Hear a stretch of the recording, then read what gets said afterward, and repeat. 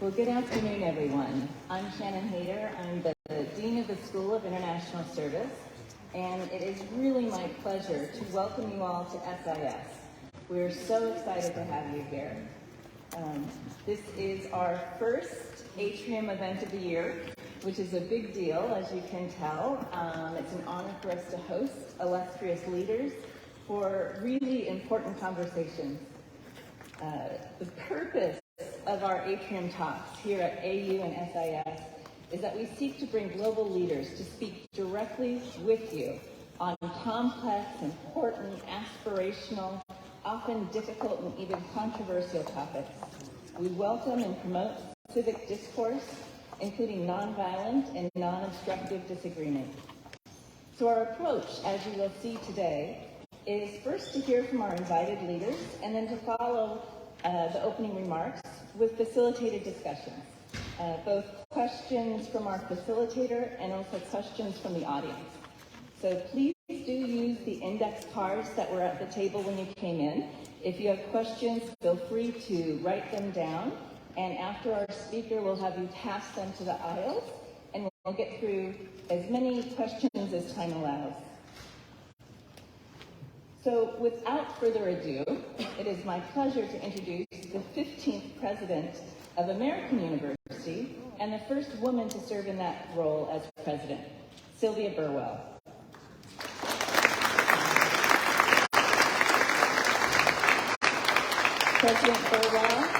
President Burwell is an experienced leader who has spent the past 6 years helping AU excel as a leading student-centered research university.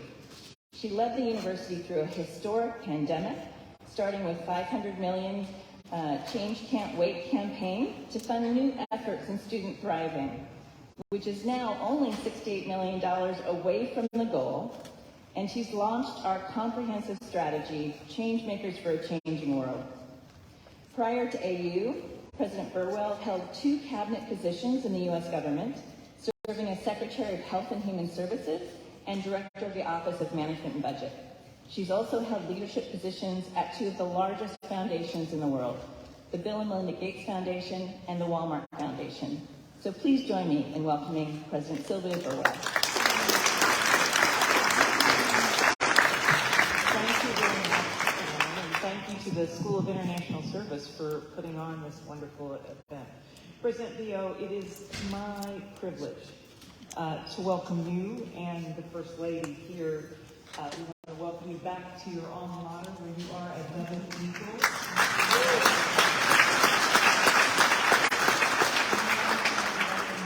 First Lady Fatima Leo, we welcome you as well. Many people in this room will know that the United Nations General Assembly is coming up next week, and so we're so appreciative that you would take time during this very busy time to come and meet with us. President Leo will be talking with us today about the importance of investing in people. And he has been recognized internationally for his advancement of women's empowerment and protection. His government has toughened sexual violence laws and abolished the death penalty. In addition to that, the work that he has done to test, scale, and implement technology supported what was a response to COVID, something that I really appreciate, that has been recognized worldwide in terms of that work. President Leo began his public service career as a school teacher. He then joined the Sierra Leone Army, retiring with the rank of brigadier. Before he was elected to his first term as president in 2018, he served as the Chief Secretary of State, the Chief of Defense Staff, Minister of Information, Minister of Marine Resources, and Deputy Head of State. President Leo is a well-known philanthropist as well through the work of the Mada and Fatima Leo Foundation. He completed his BA at American University in we very much appreciate the hat. Thank you very much. We like flying the flag here at American University. his MIS in 2001 in the field of peace and conflict resolution, and as a true change maker and continued learner, he's pursuing his doctorate in peace studies at the University of Bradford in the United Kingdom. Here at AU, he is well remembered by his professors that taught him, and we actually have two of them with us today, including Dean Lou Goodman, who also taught the president, and so we're thrilled, and he is well remembered here. Today, he will be engaging in conversation with SIS Professor Susan Shepler, who is right here, who has 2 decades of experience working in West Africa, where she produced scholarship that helped to inform international interventions of many kinds. Professor Shepler leads the PhD program here at SIS and is also affiliated as a visiting lecturer at the University of Makini in Sierra Leone. President Dio, we are so glad to welcome you back and to hear your perspective of leading on the global stage. Welcome back.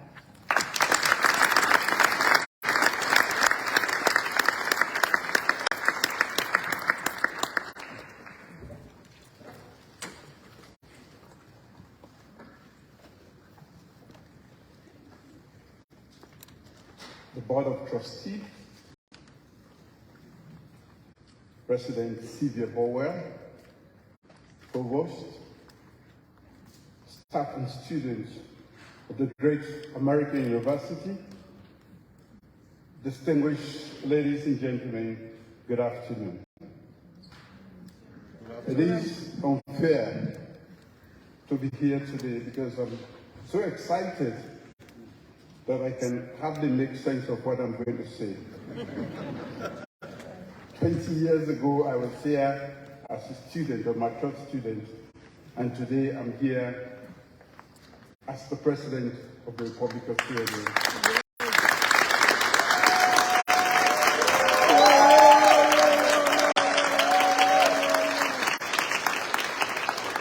SRS goes out to look for world leaders. Today, they have their own world leader.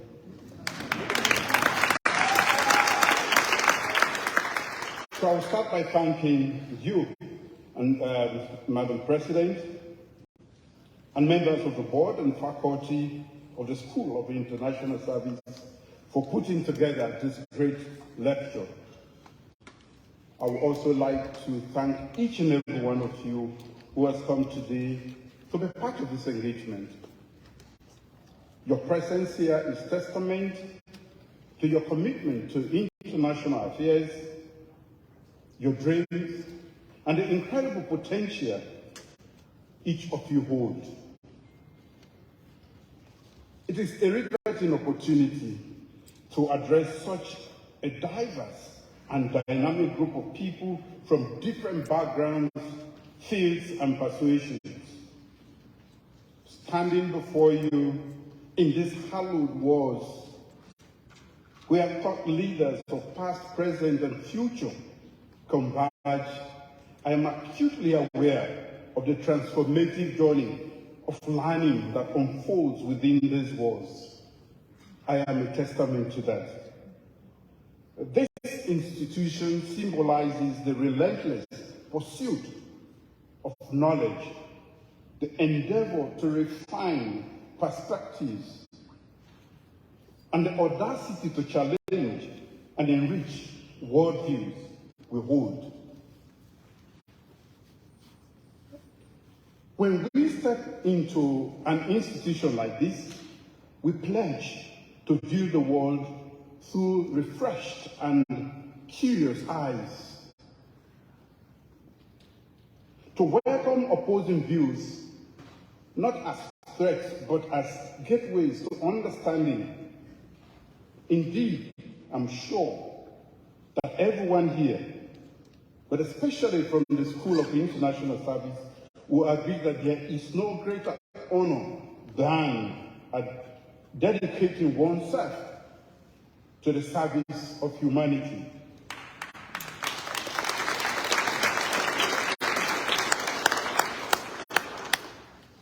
As I stand before this August gathering, I'm transported to a time of rigorous intellectual pursuits and fervent aspirations that marked my years at this esteemed institution in 1997, from 1997 to 2002. I cannot overstate the American University's impact on my post-military leadership journey. Thank you, AU.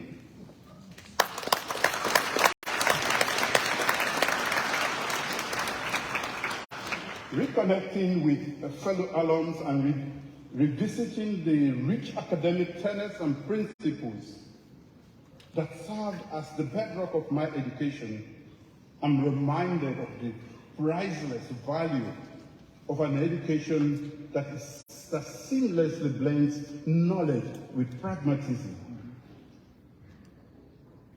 I learned here the intrinsic worth of being prepared to serve the global community, not just as a leader, but as a harbinger of peace, a bridge builder fostering understanding amidst the myriad complexities of our contemporary world.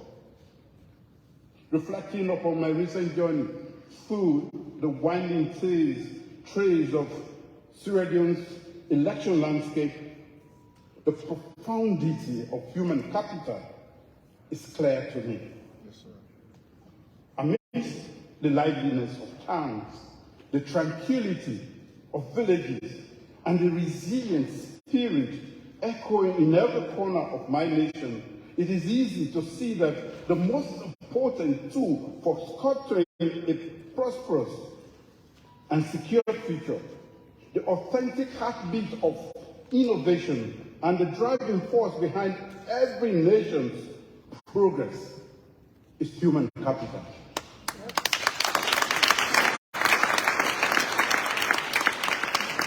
Madam President, distinguished ladies and gentlemen, every leader dreams of a legacy. In my time as president of Sierra Leone, I have envisioned a legacy built on the foundation of human capital development. Such a focus is not merely a reflection of my personal experiences, though they are profound.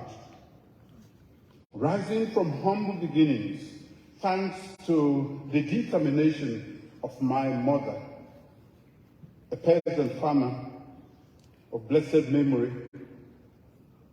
who was not formally educated, but instilled in me the transformative power of education. This morning, I went to her gravesite because I knew I was coming to AU, just to say, thank you, Mommy. You did not go to school, but you made me go to school, and I am the leader that you made, but you never enjoyed the fruit of your hard work. I am a testimony, and I can say I've seen how the power of education unchains minds and unleashes potential. Madam President, distinguished ladies and gentlemen, suffice it to say that I was as persuaded in 1997 when I entered this university as I am today that human capital development is the most important arsenal for building a prosperous and secure future and finding relevance in the 21st century. This has been the paradigm shift of our national development agenda and is already manifesting transformative dividends.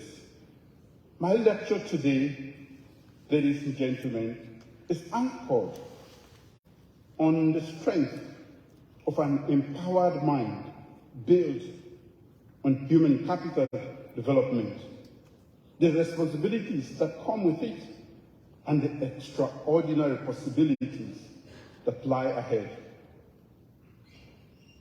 We live in an era of rapid changes, innovations, and interconnectedness.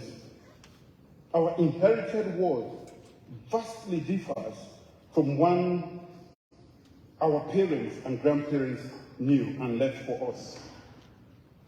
Technological advancements have reshaped how we communicate, work, and live.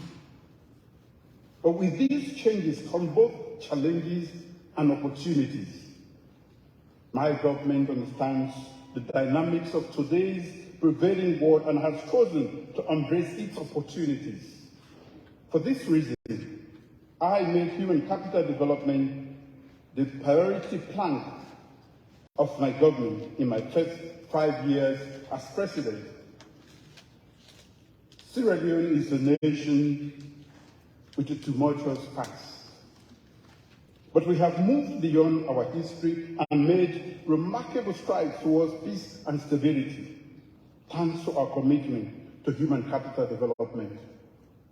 Human capital development encompasses various initiatives to enhance individuals' skills, knowledge, and well-being, promoting socio-economic progress, and ensuring long-lasting peace and security. My government's priority focus on human capital development is hinged on education, gender equality, youth empowerment, which I will briefly highlight here. In our collective pursuit of knowledge and development, we must also confront and navigate the unpredictabilities of leadership and life. Who could have foreseen when my government first came into power in 2018, that a global pandemic would greatly affect supply chains, economic stability, and food supply, or that a war in Europe could immensely cause turbulence beyond the borders. Despite this, we set out to beat the odds stacked against us by remaining undeterred in building a resilient economy through the New Direction National Development Agenda.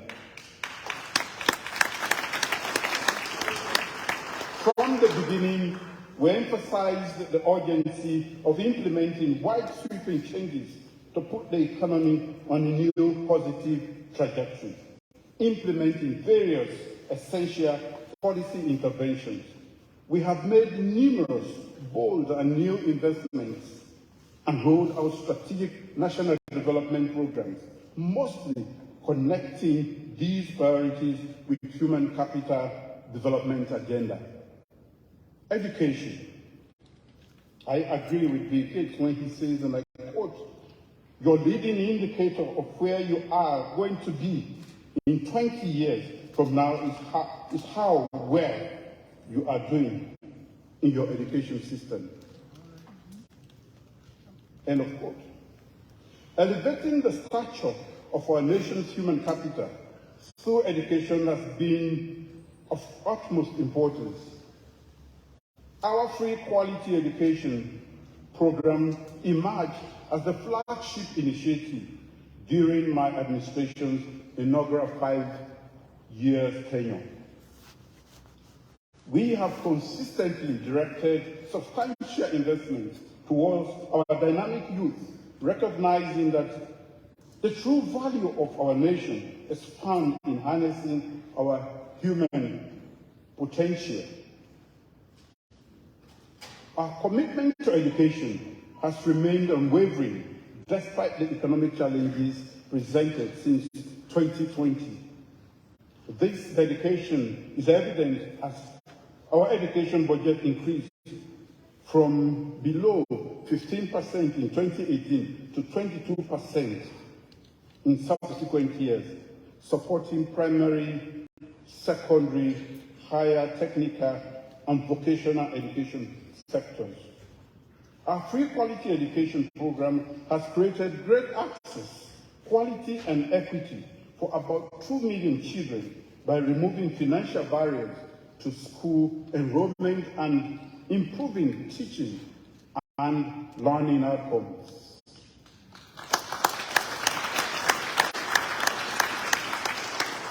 Our pioneering approach to radical inclusion in education, leaving no one behind, be it expectant girls, adult learners, children from our most vulnerable communities, or those with disabilities, has garnered commendations from the international community.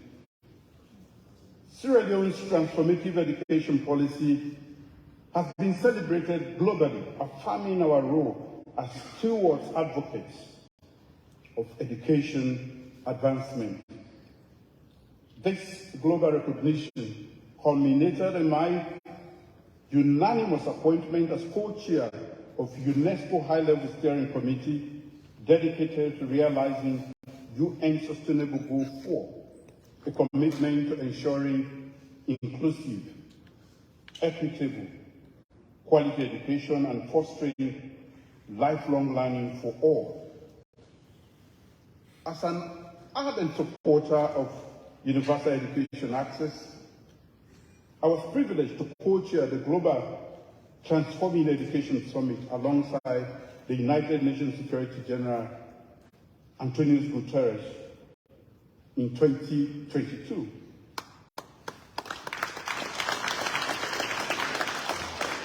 Additionally, the Global Partnership for Education honored me as one of the global champions for foundational learning for our 2022-2026 Partnership Compact.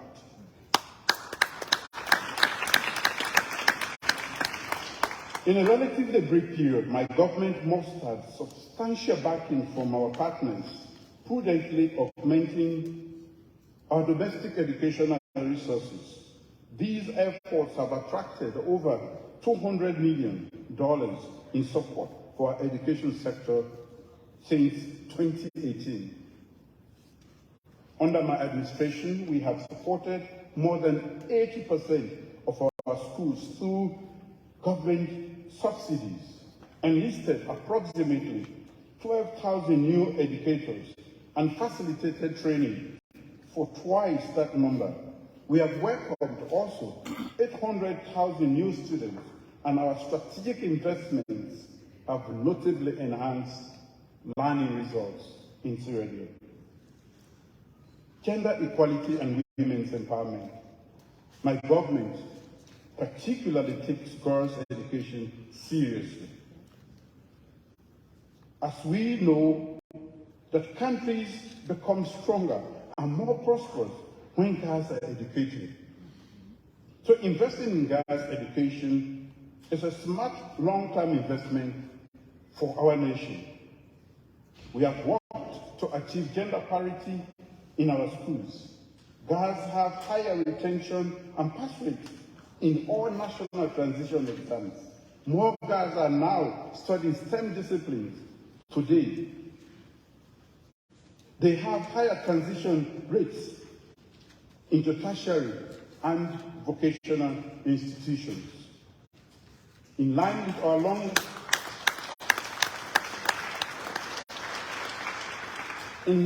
long-term vision to train more women engineers, doctors, scientists, and innovators, we have also implemented a policy that funds free education from primary school through university for all girls studying STEM disciplines.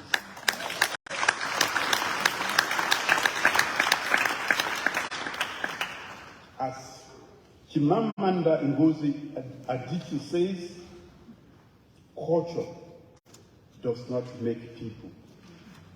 People make culture. The culture we are consciously creating in Sierra Leone is one where education vastly improves the conditions for girls and women. Since 2018, we have witnessed a 37% increase in girls in school. Teenage pregnancy dropped by 33%, thanks to the effort of the Ministry of Health and Sanitation then, and Madam First Lady who is sitting here.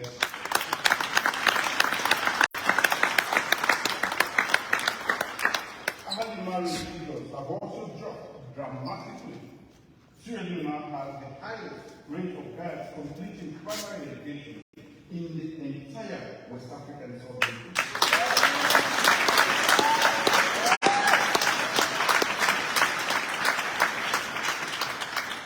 Madam President, distinguished ladies and gentlemen, true human capital development cannot be achieved if any segment of society remains overshadowed. The poignant words of the luminary writer Aaron Roy, there is really no such thing as the voiceless. They are only the deliberately silenced or the entirely unheard. One of my most cherished moments as SierraLeone's president remains signing the Progressive Gender Equality in Women Empowerment.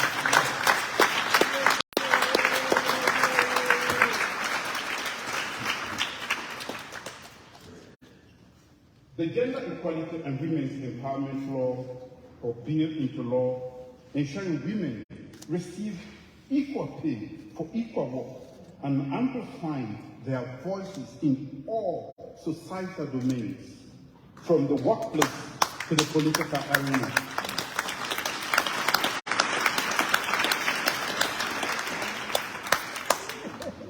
A minimum 30% representation of women is guaranteed by law.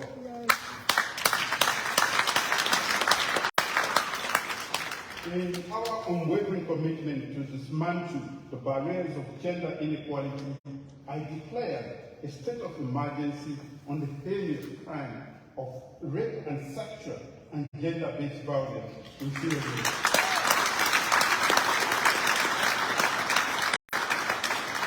Through robust measures, we are championing justice, especially for the marginalized and the underprivileged, by the amendment of the Sexual Offences Act, broadening the spectrum of legal aid and instituting a specialized court to expedite the adjudication of sexual offences.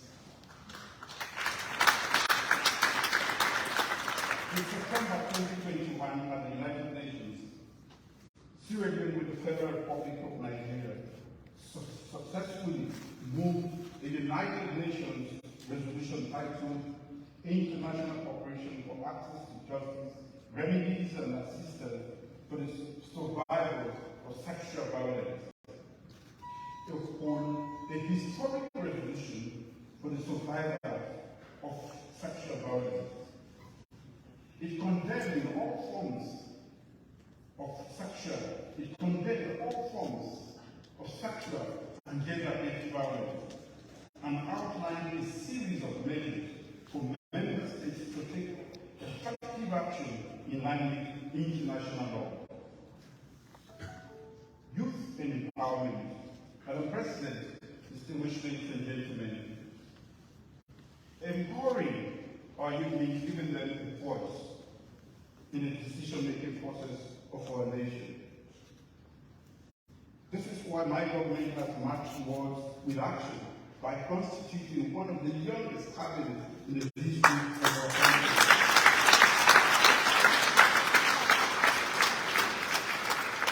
Many of my ministers are under the age of 40.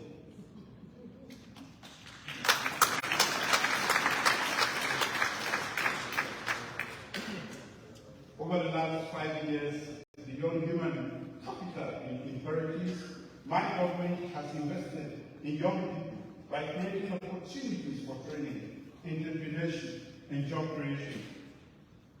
The Youth Empowerment Scheme for my second term mandate promises that the young generation that have the energy, passion, and ambition will find fertile ground in Sierra Leone. We also intend to leverage the cutting-edge the cutting-edge technology and infrastructure program to pave sustainable pathways for economic growth. My government has continued to rely on our young people to move from being passive observers of the country's problem to partake in the actions that can move it forward. Our human capital development agenda equips young people with the knowledge and skills to be informed and to be critical thinkers, and they must use that knowledge for the greater good. I firmly believe that the best use of our life is when it is lived for God and for country. Any life outside this principle is not worth living. It is also important to remember that success is not measured by solely by personal achievements, but by positive impact on others and the world around us.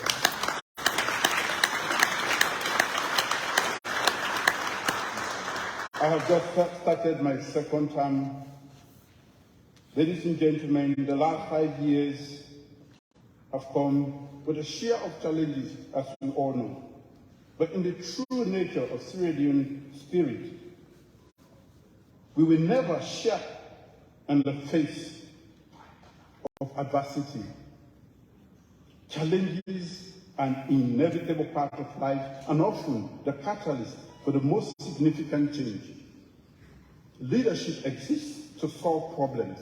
We must remember that progress is not linear, and setbacks are opportunities to learn, adapt, and grow stronger.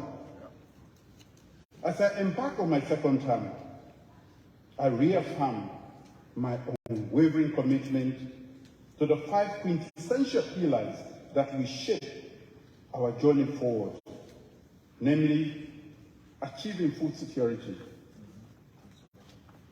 Achieving food security is intimately linked with aggressive investment in agriculture. Our vision extends beyond merely feeding our people. We aim to ignite job creation, catalyze economic momentum, and significantly diminish the burden of poverty. Human capital development is the second. We will continue investing in human capital development strategically to solve contemporary challenges and leverage opportunities with an unwavering emphasis on achieving gender parity in all domains.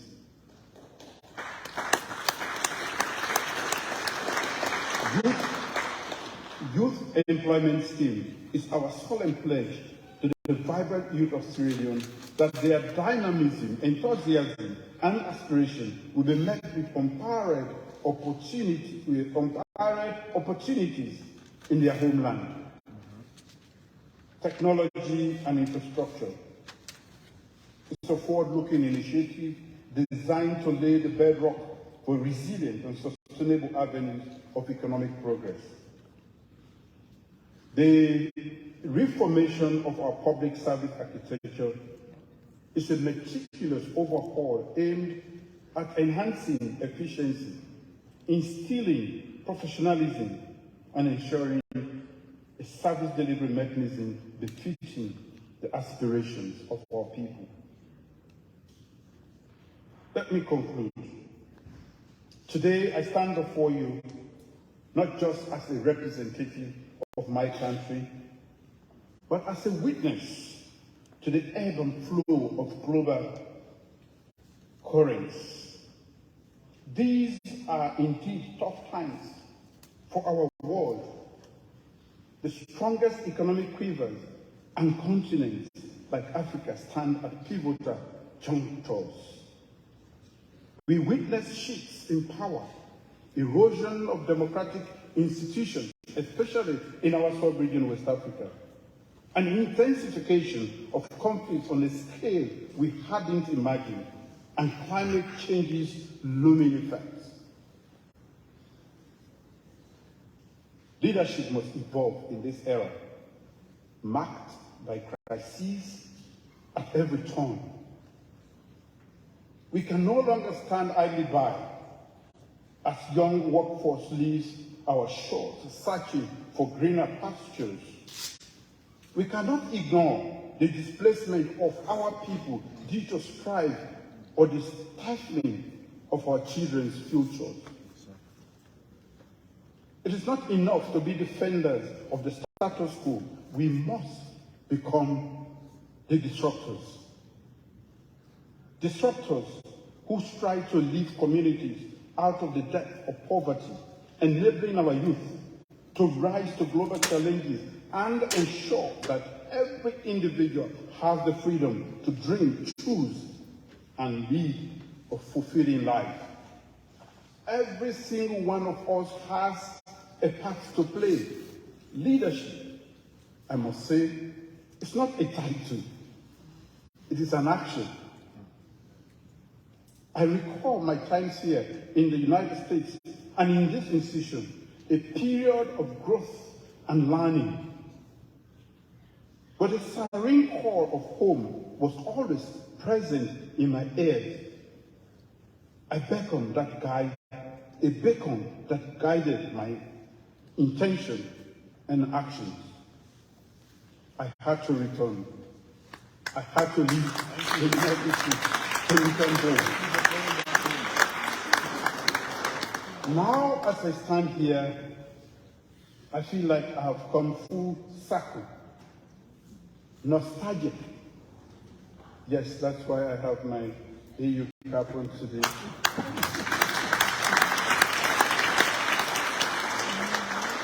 And I have my School of International Service t-shirt at home. Words can hardly capture this feeling. Our world is a mosaic of cultures, beliefs, and aspirations. It is up to us, especially those at the helm of affairs, to decide the legacy we wish to leave behind. Do we envisage a world of unity, justice, peace, and dignity? Or do we resign ourselves to divisions, disparities, and disenchantments? The intricate web of our global community means that the ripple effects of instability cannot be contained within borders anymore. Unity is not just a moral duty. It is a strategic imperative. As you chart your path, disrupting and innovating, I urge you to always prioritize relationships and consensus.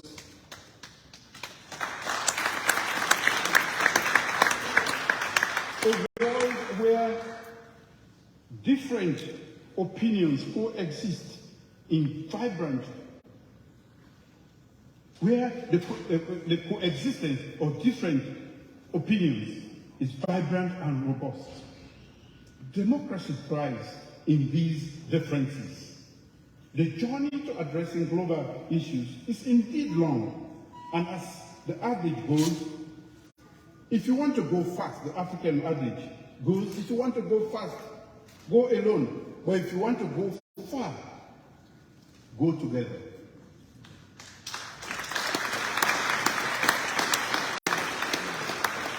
As we champion multilateralism on the global stage, it is paramount that we fiercely uphold political pluralism, freedom of expression, and fundamental human rights within our borders. As stewards of the future, let us all pledge to shine our collective light into every shadow. Let our voices rise in harmony, heralding the dawn of of a brighter, limitless tomorrow.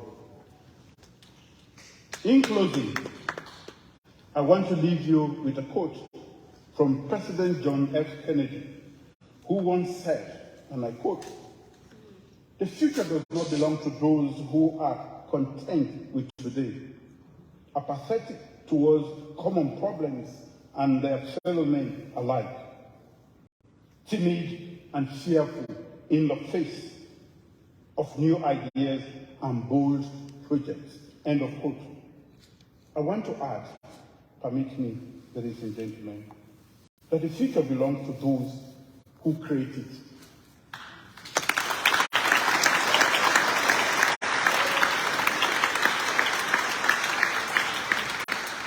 In SierraLeone, we are building the future, a new breed of young people who are neither content, apathetic, nor timid. We are building change makers, our hope for a better tomorrow.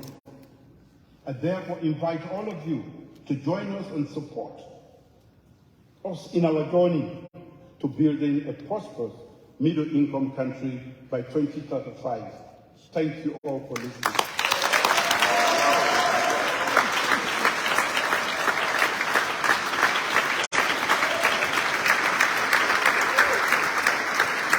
That's His Excellency the President of Sierra Leone, ending his public lecture at the prestigious American University.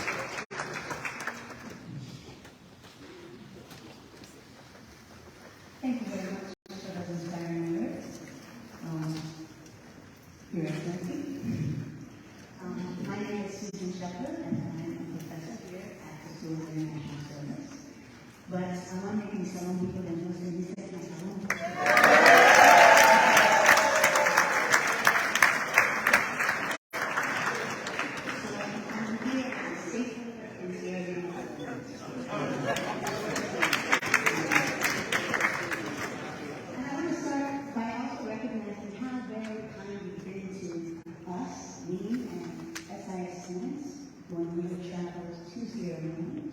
A few years ago, you welcomed us right into your office in State House, a set of SIS master's students, and shared time with us and your thoughts about the importance of education. And I just think that's so amazing that we have that kind of access to the president of the country. So thank you very much.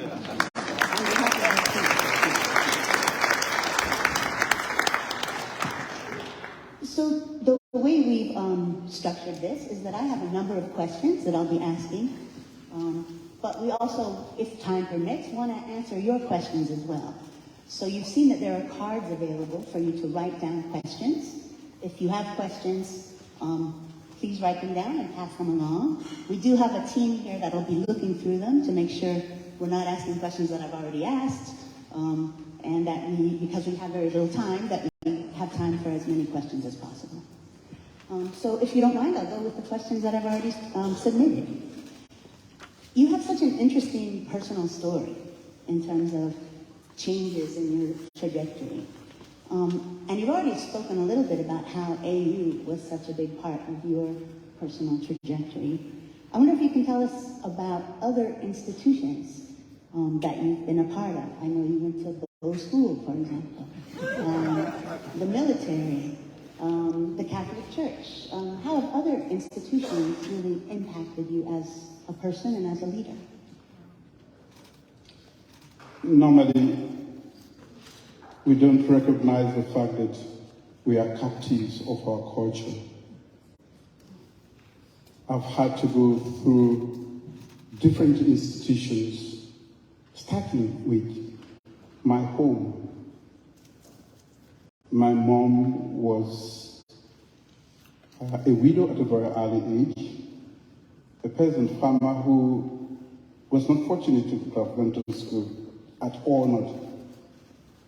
And being able to get to this point in life means she laid the primary foundation upon which this great man is built.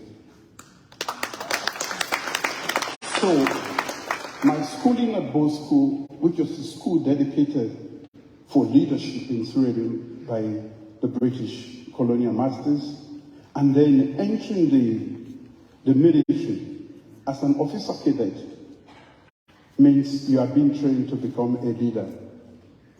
And when I left the boys' school, I went into the military. Of course, I served at the war front. I was in Liberia at the height of the war, and I came back to Sierra Leone. I led at the war front and also led the war as part of the military government that came after.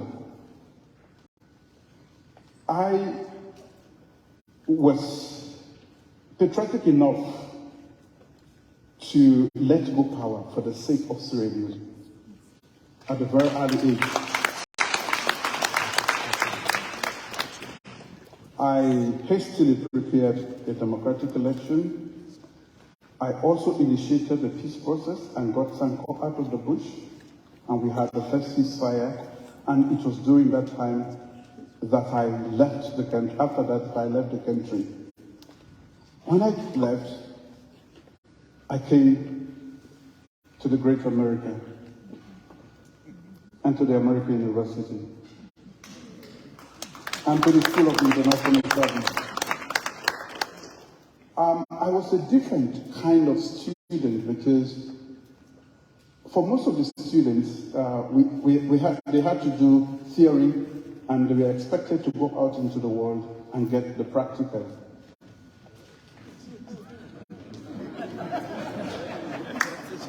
I had done my practical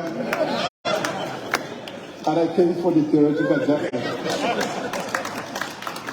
And you gave me a very beautiful jacket. School of International Service.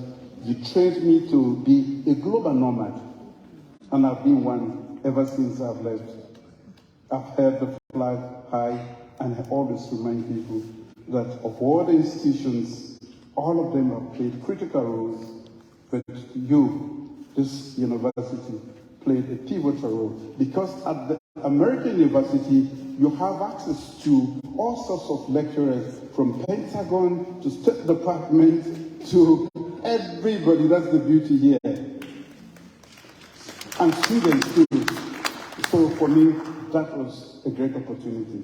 And I think I acquired quite a lot of knowledge and values that have been at the forefront of my leadership.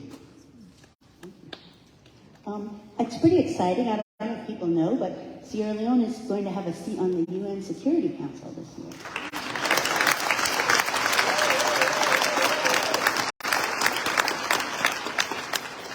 Can you talk a bit about what it means for Sierra Leone to have this new prominence in international affairs?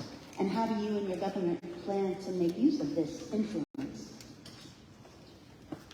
Prominence in international affairs. That was why I came to the School of International Affairs. So that when I leave my country, I would take it to prominence in international affairs. The craft I learned from here is what I've taken over there. We are a country renowned for corruption, for all the ills of society. The stigma of the past was a drag on us. And what I did was to try to clean up the image first. Yes, sir. For corruption, the corruption index that we inherited was so bad that we are considered one of the most corrupt countries in the world. I've changed that. We have moved nearly 20 paces up in just 5 years.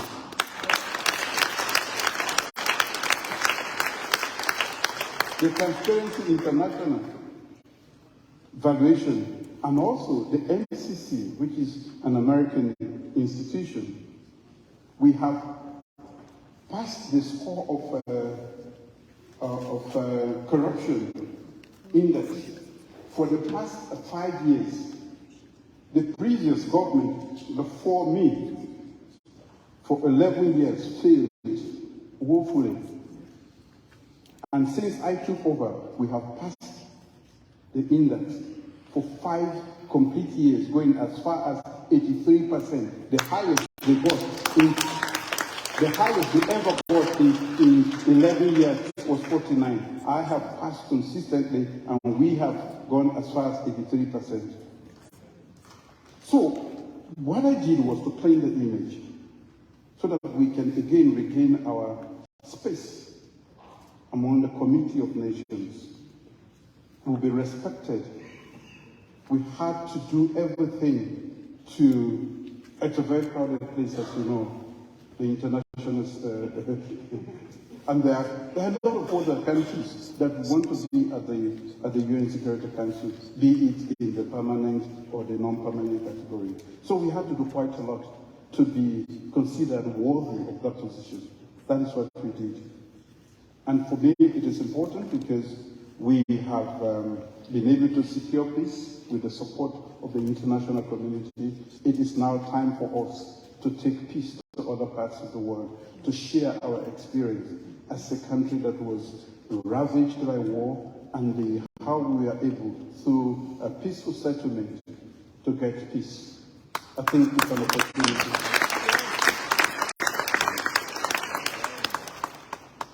Of course, I have to ask you about the most recent election. Various observers, including the Carter Center, have raised concerns about the fairness of the election, especially focused on the work of the Electoral Commission, ECSL. The U.S. State Department has issued visa restrictions on Sierra Leoneans involved in what they call election interference. And we'd all like to hear your reactions to those allegations and to the actions taken in response. Elections are always contentious issues wherever they happen in the world, including in the United States.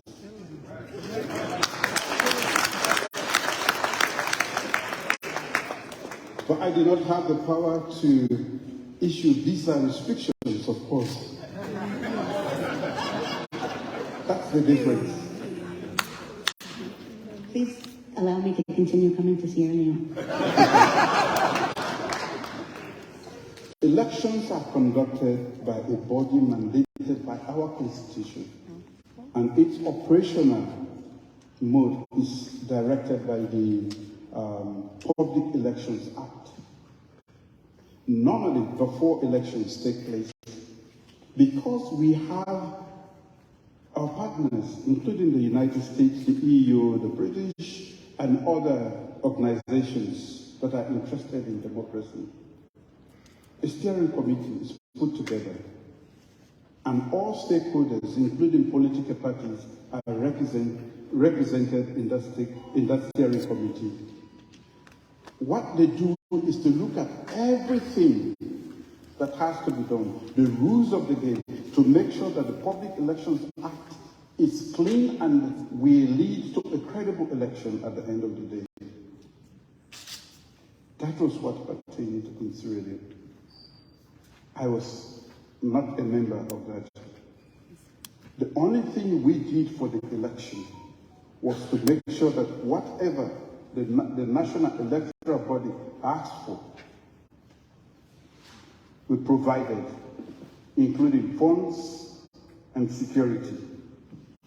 Their business, they are an independent, semi-autonomous body, in the sense that we don't deal with their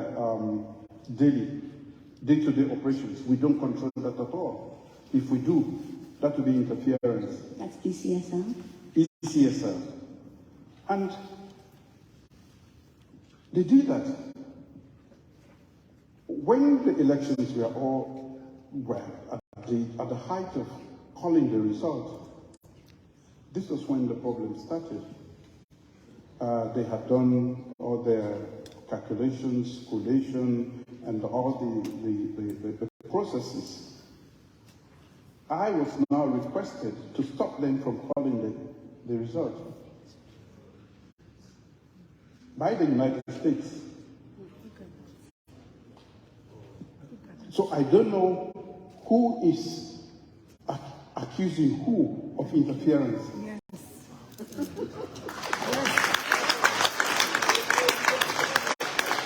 And I declined, and I said, I have never called this institution.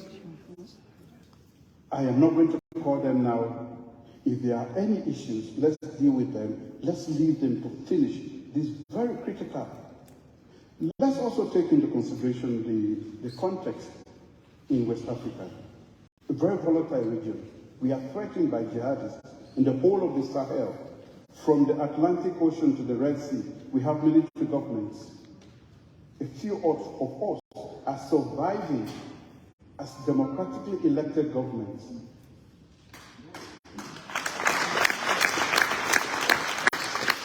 And when the United States cast doubt on an election that was considered to be the most peaceful, not my words, but the observers, free and fair, and then the United States cast doubt on the credibility, you are calling for a coup.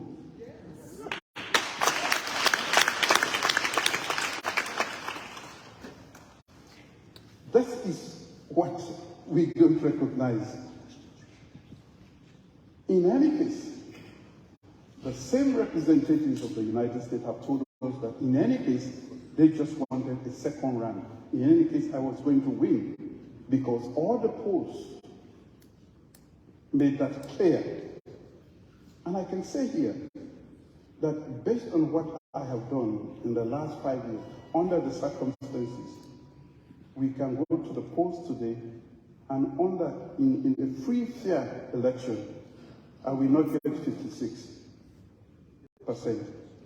I will get nothing less than 60%.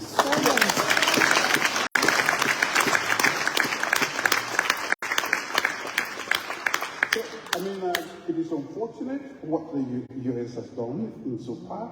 We have a great bilateral relationship with the United States.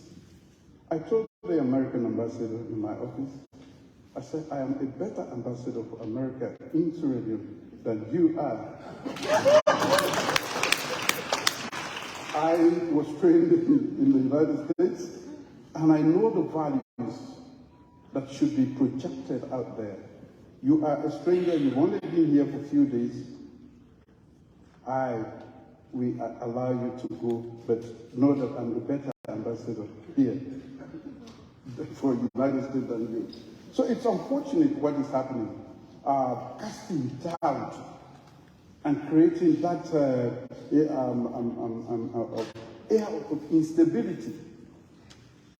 But we still seek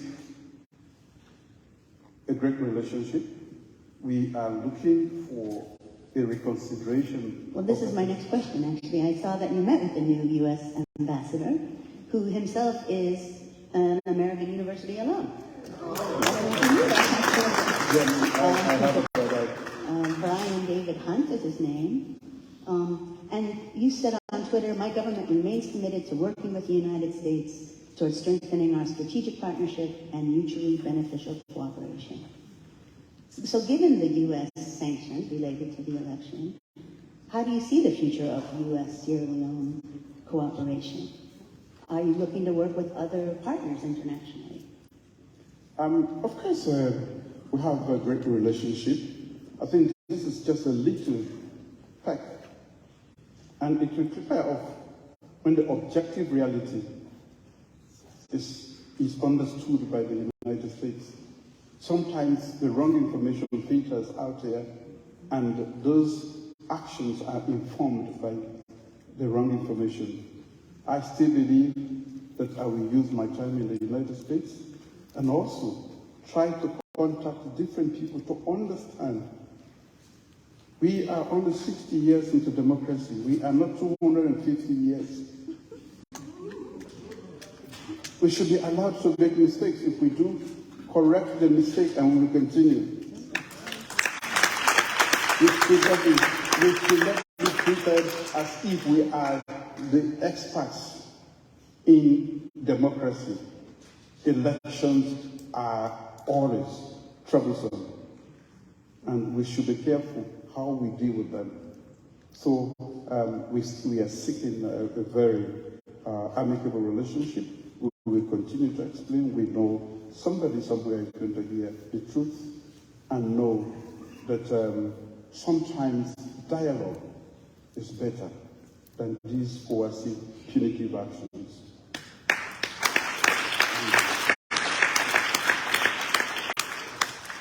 So moving away from that now, you mentioned yourself that you've appointed a lot of young, new cabinet ministers, including a large number of young women and men. I want to ask you about, in particular, about your new chief minister, who's sitting right here, David Zenge. He, as many of you know, he's got a PhD at MIT, went to Harvard, and has worked his way up in your government from chief innovation officer to minister of education, and now chief minister. Many of us attended his recent book launch events in D.C., at Politics and Prose, where he talked about how he was able to convince you of his concept of radical inclusion, and that you now are also a proponent of radical inclusion. I guess my question is, can you tell us what you see in this man? Why you are so brilliant and so radical? Not to put you on the spot. Well, I think that when I was talking, I did talk about disruptors. I think I'm looking for disruptors. The old ways of doing things have not worked for us. We must accelerate our pace, and we need people who can disrupt the status quo to get to the top. So, when you have young men who are informed, educated, enlightened, all they need is the necessary exposure and guidance, and they can do great things. Our population is about 60-70% young men. I'm reflecting that in my cabinet. That's democracy.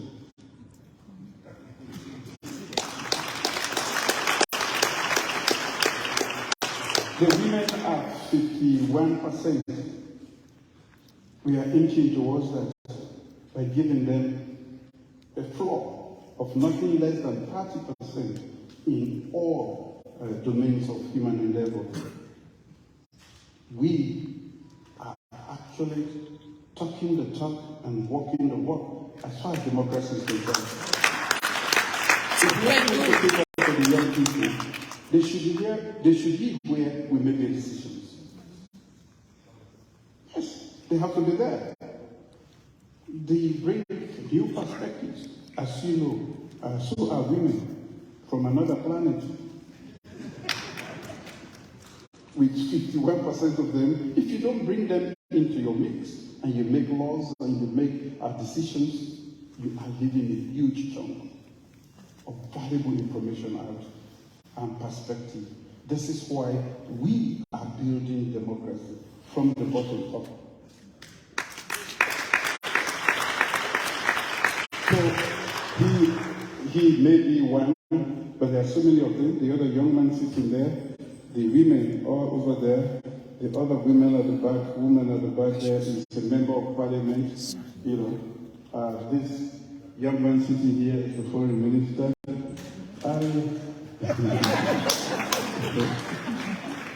I also have. Oh, we have another AU alone in your cabinet. Yes. Right? He was hiding from me until I told him I said, he said he went to the School of Public Affairs. I said, I knew this. You know, so what we have done is, I think it's a beautiful mix. We have very strong people, those that are older, with a lot of knowledge, experience, and they are dotted in among them, and they infuse experience. And that is what is helping them. And I am also, remember I told you, I led the peace process that brought peace to Sierra Leone. I initiated that one. I brought democracy to Sierra Leone when I was in my 20s, late 20s, after nearly 30 years of one-party rule. If I could do that in my 20s, they can do that in their 30s. We're educated. are more exposed than I was at the time I made those strategic decisions for our country. So I believe and trust in them.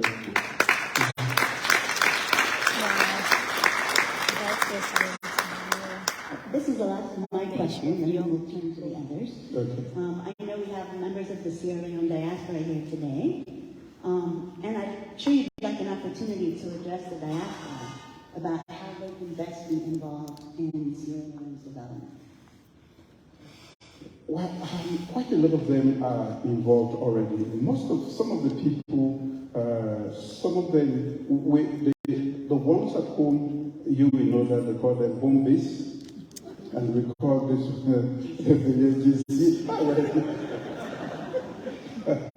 So we combine them because there's so much. I have always said to people, we come to places in the West to learn the good things that you've done to make your society stick and function. It is our responsibility to take those values and systems back home. So there's quite a lot of exposure, the value systems they've acquired, work ethic, and every other thing. So we take, from time to time, we pick among them, and we also combine that with the home base, and we get going. So I believe that they have a role to play. The different expertise. We still have huge capacity gaps, I must confess. The only thing is that we cannot pay them enough when they go back home. So it's always difficult to convince them to go back home. Those who have gone have made serious sacrifices as far as remuneration is concerned. So SierraLeoneans in the diaspora, you are always invited back. Just have to be ready to make this necessary sacrifice.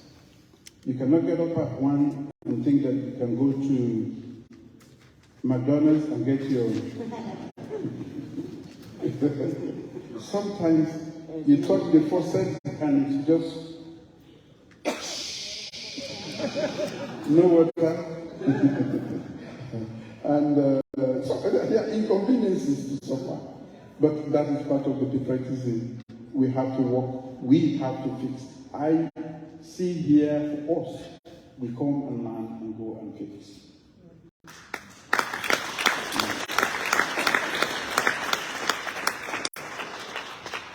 All right, I have some questions on the cards from the audience now. The first one is one I'm very interested in, so I'm starting with it. Is the government committed to educating youth about the Civil War? And if so, what steps are being taken? The Civil War is an important part of our history. In fact, we should keep reminding them what led to the war and how that war ravaged our country and how it set us back as far as development is concerned, and to strive to never again go back to that as the Americans did. So it has to be, it is an important part of our history, and our children should know that we've had a very difficult past, and we should never go back to the past. We should always dialogue. Democracy is the way to go. You know, the majority will always determine who rules the country, and when we have challenges, we should use all local remedies through dialogue. I see you also recently appointed Joseph Kaifala as head of monuments. Yeah. What do you think about a monument of some kind? I'm going off script. A monument to the war. When you asked this question, I thought about him, but I just didn't want to go. Definitely. Definitely, we have to make every effort, not only to document what happened, but also have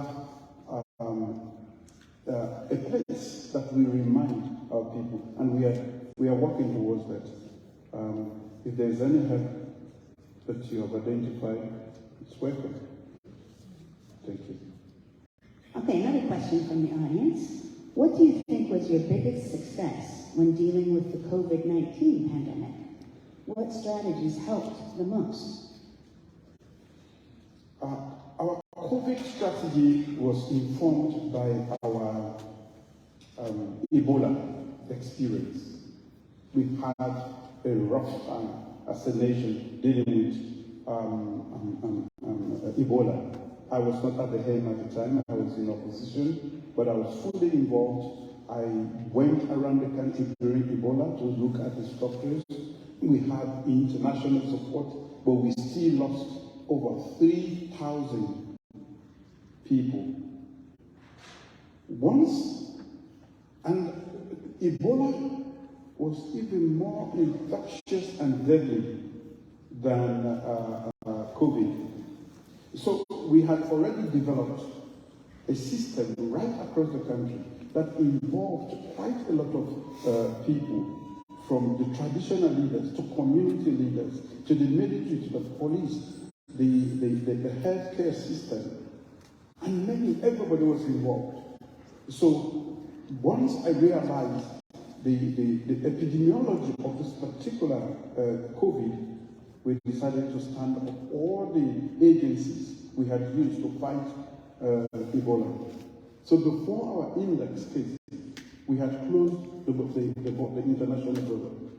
So at the end, I remember. you were there. So I think we fell back on our experience with COVID, Ebola, and we already had vestiges, or a lot of people in the system knew how to deal with this sort of thing. That is another thing.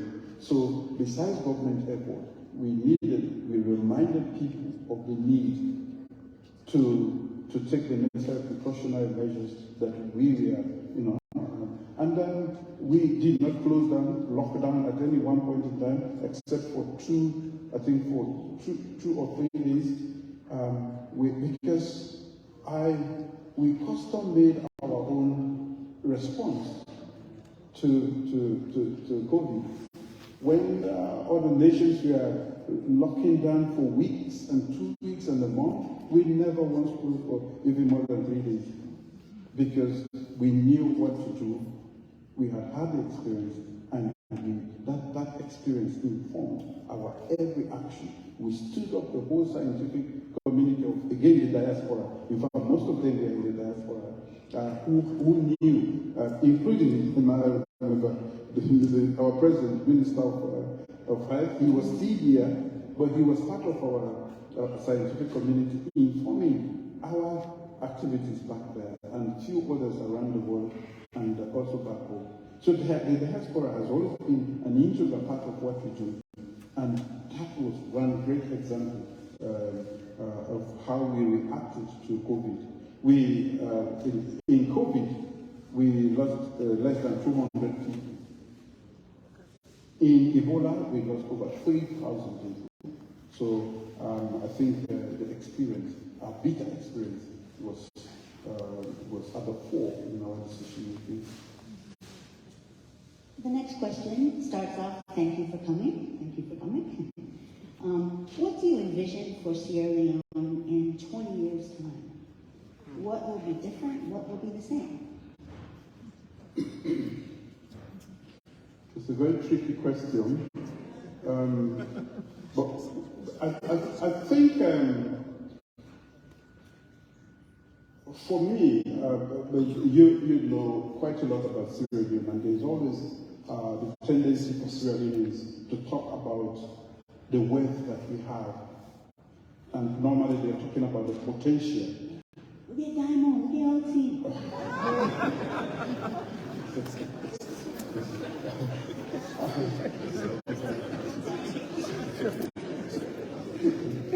And what I said to them, let's have all of those. I said to them, more precious than gold, diamond, and all the things that we have is the human resource that we have. And we should invest in the human resource of our country. And that is what we're doing. I strongly believe that the investments, the quality of investment, And even the anecdotal evidence coming from what has happened over the past 5 years, I'm very, very optimistic that Sierra Leone in 20 years, we start to regain its place as the Athens of West Africa, what is normally known as a leading nation. Yes, because our prowess as a nation at the time was actually our intellectual capacity. We were the ones creating knowledge and sharing in the whole of West Africa and beyond. And we can do that. And that is what we have started. So it's a great revolution in a way. And when you consider that, and also the fifth salon, which is food security and economic stability, then Sierra Leone will be a totally different place. But in 20 years, a middle income country. That is what I aspire to. What do you think will be the same in 20 years' time? I don't think anything will be the same. Yes, because, the human being is at the center of everything that we do. As part of our progress, we are actually changing the mindset, which is the most difficult.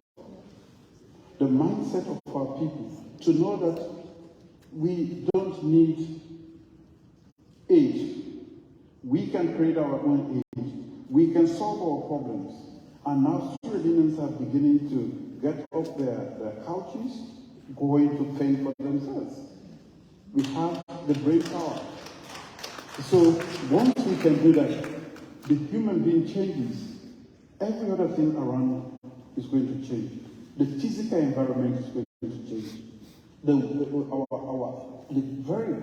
very thing that holds us as captives, our culture, maybe even that one will not be the same, because we would have taken in quite a lot of other great aspects of other cultures, and that will definitely positively impact our own culture. We'll still be eating cassava leaves. Yeah, right. I concede.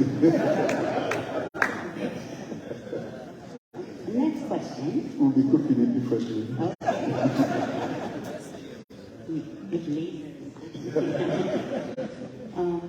What is your administration doing to ensure free speech while keeping the peace and stability of Sierra Leone? Free speech. Nobody is in prison for free speech, for writing an article. In fact, the oldest restriction on free speech was the seditious libel law, which we have changed.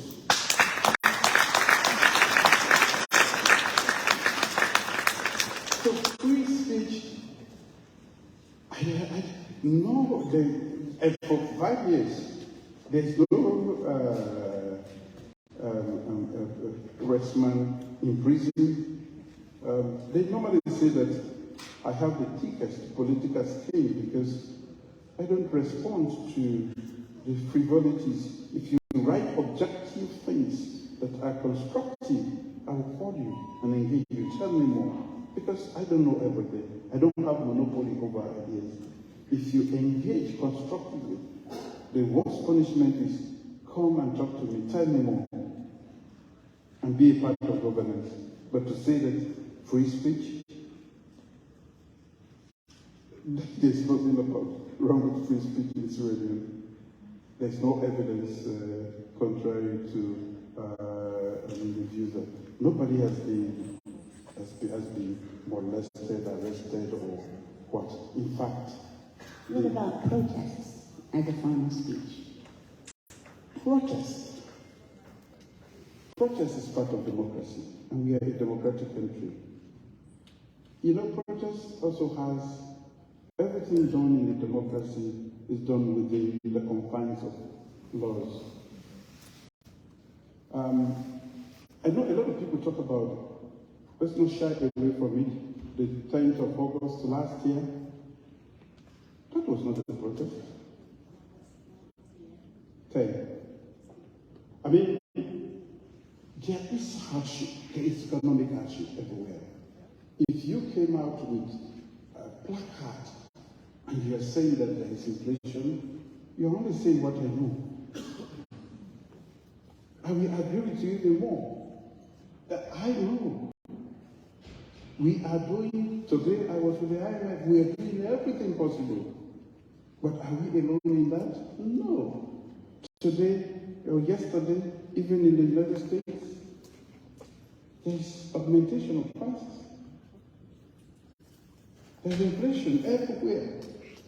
So, when protesters come out and 6 policemen are dead, are those protesters? No, they are terrorists. 6 policemen are dead immediately. Do those policemen have a right, a human right?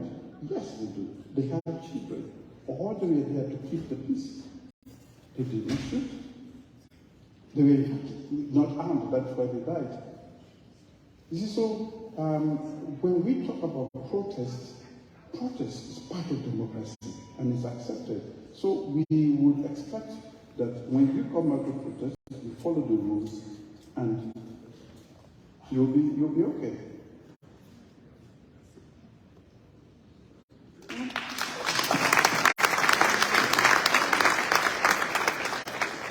One last question, and we have about 9 minutes left, so we're on time. Very good. You've addressed this somewhat, but this is from Mustafa Y. What are your plans to encourage the Sierra Leone youthful population in the diaspora to help in the development of Sierra Leone? So we talked about diaspora, JC's home base. What about the youth, maybe grew up here in the U.S., maybe have never been home to Sierra Leone? That's how I'm reading this. I normally extend invitations, and I always tell people that we are going to fix our own country. And we encourage them to go back home for holidays. And most of them who go back normally fall in love with their own country. And with the right opportunities, they will lash onto those. I think we have to provide those opportunities for them. So that somebody, because if a young man and a young woman can find employment back there and be able to pay his or her rent and other responsibilities, they are very much likely to stay. What we have not been able to do, especially in terms of the amount required for them to stay afloat, especially most times they would have gotten a mortgage or other responsibilities here. You cannot work there and be able to take care of the mortgage here. So that is a great disincentive, and except we find a way to augment their own living, and of course, then the locals, we say, oh, we are doing the same work, and those who come, the JCs, are paid more than us. And so that is the only thing. But I think what I will say to the young people is that home is home, and home can be only fixed by us. We have to go back home at one time or the other. A great experience to be here, to learn and to live, but I think it is worthy a cause to go back home and help, because there are millions there who need our help. Most of us who can read and write should be ambassadors. That is how I've always seen myself. I can go to my village and if you look at them, all of them are illiterate. Those people need help. Those people need our support. Otherwise, they will never fulfill their potential in this world. And we who can do that should endeavor, make the sacrifice to go back home. We can, when I finished 20 years ago in Virginia, I could have stayed, like many others, but I made a deliberate choice. I said, home is where I can make the greatest contribution so I have to go back home. That is what they're going to have to. But if you just look at the remuneration, the facilities and everything that is here, you will never go back home. Never. It's a sacrifice. Well, you know, salon suites.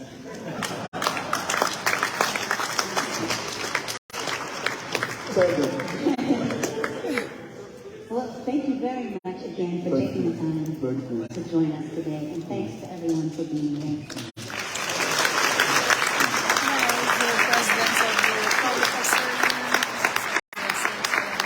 So retired Brigadier Julius Madabio, the President of the Republic of Sierra Leone, and the question and answer session inside the public lecture in Kaduna, we're so privileged to have you here today, so thank you. American University. Thank you to our fabulous audience, and we have a full house still at the end of the session, which tells you something. People are waiting for more. Much recognition and thanks to the many ministers who are here today and members of the cabinet.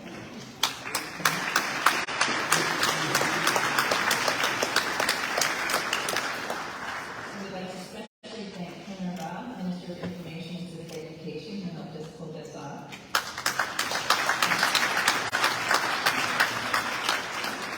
And thanks to those from the Embassy of Sierra Leone here in D.C., Mr. Ibrahim Fafana, Cultural Attaché,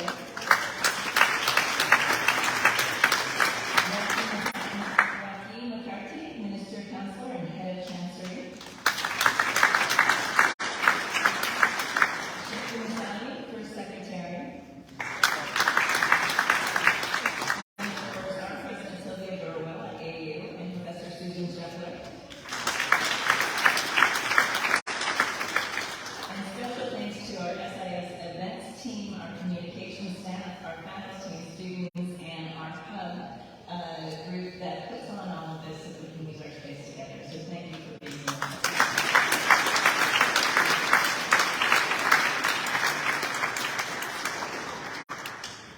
You're dismissed.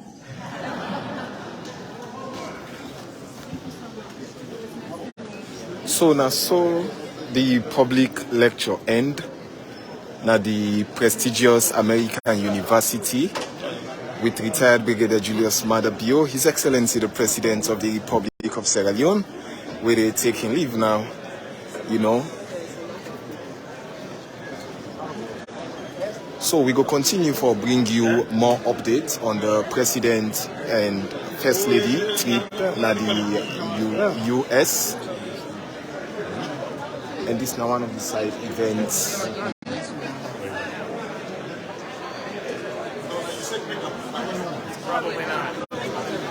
Thank you.